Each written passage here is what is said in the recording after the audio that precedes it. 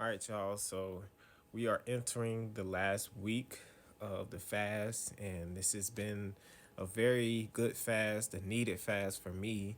And I learned a lot about myself and how I need to be more in control of my emotions, more in control of myself, more in control of my timing, my words that I use. And it's a perfect week to start off with self control. So, this week is going to be all about self control. I know we talked about love before, we talked about patience, we talked about faith. But this week is all about self control. And tonight's message, I want to send this to all the brothers. So, all brothers, this is for you, whether you're related to me or not. You know, if you're under 20 or under 30, under 20 as well, this is for you.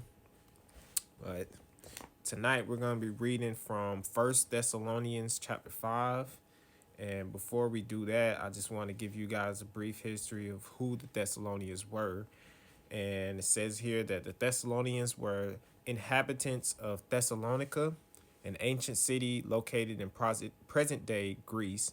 They are notably referenced in the New Testament of the Christian Bible, particularly in two letters written by the Apostle Paul. So we know who the Apostle Paul is, but that was, just a brief history of who they were.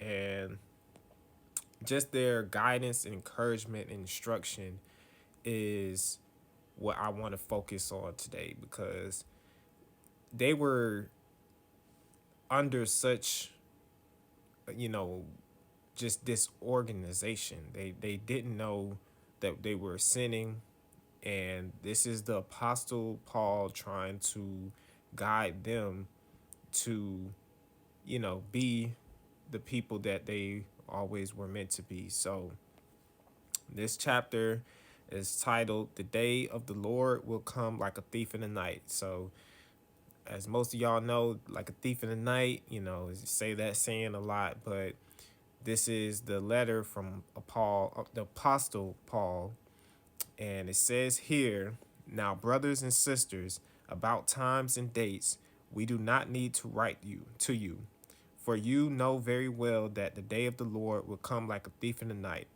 While people are saying peace and safety, destruction will come on them suddenly as labor pains on a pregnant woman, and they will not escape." So right there, we already see that the people that feel safe and that feel, peace within, their jobs or whatever it is, you may feel safe in your home, wherever you feel safe and peace, sudden destruction will come upon you like labors of a pregnant woman. And as we know, a pregnant woman can't tell when their baby or when their pains are gonna come. It just comes and goes. But it also says that it will not escape. So you will not be able to escape these pains that you feel. So beyond that, but you, brothers and sisters, are not in darkness, so that this day should surprise you like a thief. So right there is like telling you that though your skin may be black or dark, you not or your skin, you're not of darkness, but it may surprise you like a thief in the night. So the pains that you feel, whatever destruction that happened to your cars or, whatever in your life that came at you like a thief in the night, it's going to surprise you, but you should not feel that as if that's your whole life. That doesn't define you, right?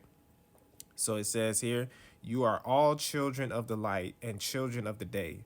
So again, there it goes right there. You are children of the light. Everything within you, it might be dark outside, it may be, gloomy, whatever, but within you have the light, right?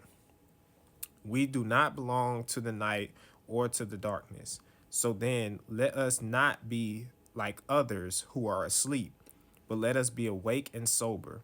For those who sleep, sleep at night, and those who get drunk at night.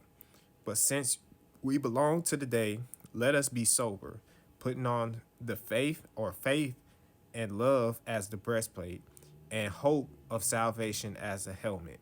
So right there, it gets all the way deep into, putting on the breastplate of love and faith and the helmet of salvation, which would in turn be your, you know, armor. That's the armor of God right there. But goes even further. It says, "For God did not appoint us to suffer wrath, but to receive salvation through our Lord Jesus Christ." So right there, as we enter this last week, right? I know some of you may have went to church today. It's Palm Sunday, and we've already seen, wrath going on in the world, right? But as it states right here, you are not of the darkness of this world. Shoot, you're not even of the lightness of this world. But there's lightness within you that you can share to the world, right? So just today, you go outside and you see that, there's killing, death, and destruction going on, right? That's not of you, but your smile, your soul can make someone else feel better throughout, their darkness, their dark times, right? So now there's not just saying to go out and, smile at everybody that you see, but it doesn't hurt to give that light out to others who may be going through a dark time, right? Who may see the world in a negative light, who may be just going through it, may be depressed, may be going through grief, but you sharing your light to them and others is what we were instructed to do, right? So in this last little part right here, it says, "Therefore, encourage one another to and build each other up, just as in fact you are doing." So right here, it's simple. Encourage the others. Make sure that, they're carrying their light around as well and sharing it to others, because like I said, you may not know what others are going through. You may not know how that can help someone.